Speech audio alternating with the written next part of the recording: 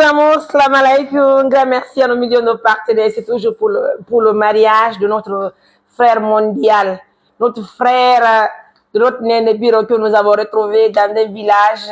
très éloigné de Maman, mais on dit Alhamdoulilah. Dieu merci, hein. Ce sont les préparatifs du mariage qui continuent. Alors cette fois-ci, nous avons annonce de la part de Sister Hawa Djabi depuis, je crois qu'elle est en Italie, hein. Donc, avec un sonien, la lorde den, no manki do non horde wotere ko watte non sele lijiɗi mo siɓɓe ko teddugalle moɗon hara miɗen weltiɓe ɗe sembe joni min woti yajuji ɗi ɓe gandi fimaji hatta falto men kadi ɗo min moƴƴiyam par ce que o tini ko hunde wotere nde haray ko ɗum ɗo ɗo gandi ɗo kadi jokkay ka yawgo jommugal ngal ne ko on woni horde nene ko sikki ɗo complet watte ɗo kadi tanƴini en tout cas tata so yi o gandinay la gandi taƴpiɗo yam mais siɗ no ɓenne mariyam no manki goɗɗugo mi ala so complet ɗiɗi watte ɗo est ce que ɗo waɗi watte naare bara maaro min kon naare waɗɗen kadi goro naare goroje ɗen ɗum gandi ko ɗum gandira ɗe Hamid ɓe ɗo darala surque mo Hamid aussi basso marié heɓuɗo mariage pour les abi wara heɓine e wotta c'est ça on va pas fla Maria yande ñawñuɗa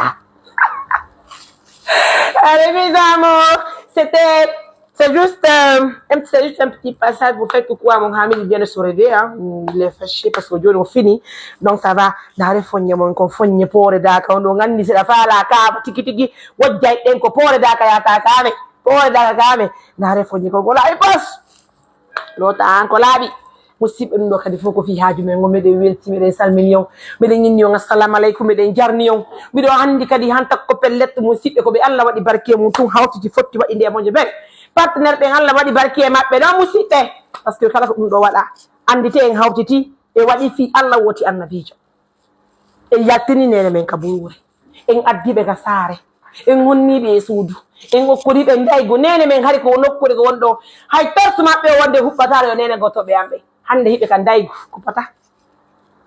on nani naaduɗen danɗe weƴƴutuɗen naaduɗen julle suudu karora noɓɗe nene men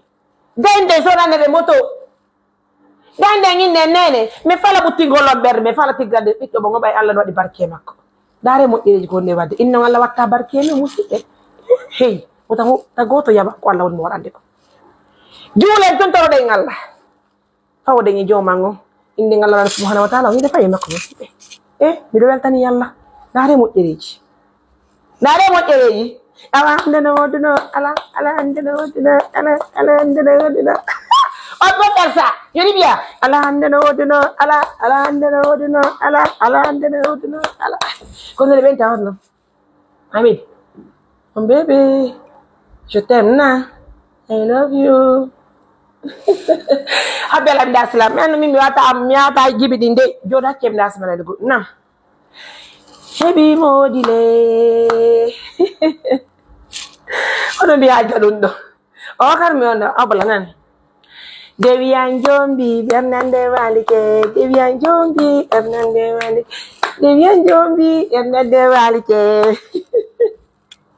Ona de upa naila Bernande Walike yoga naila Bernande Walike Devian Jombi kono ngawi kono yimirte anda Bernande Walike habala lanna tawde oy Walike Bernande Walike Devian Jombi Bernande Walike debbo photo do Bernande Walike upa naila Bernande Walike yoga naila Bernande Walike Bernande Walike Devian Jombi Bernande Walike upa naila Bernande Walike yoga naila oyoy min ko mi bandira mi wata himude kono no andi hima be ngare e kore be fono invite kala wi yaado himo kore ma mudo me invite yo ngaaju amen nun ko kenen o wota on tultude sakko wota o letu sakko tutto musibe me de welti be de salmini ko Mariam Touré kanko tigi nene Hamidou Bobo Hamidou Camara awa dabbo mo diwa ko yo musibe me de welti me de salmini on haray joni sey jaray wassalam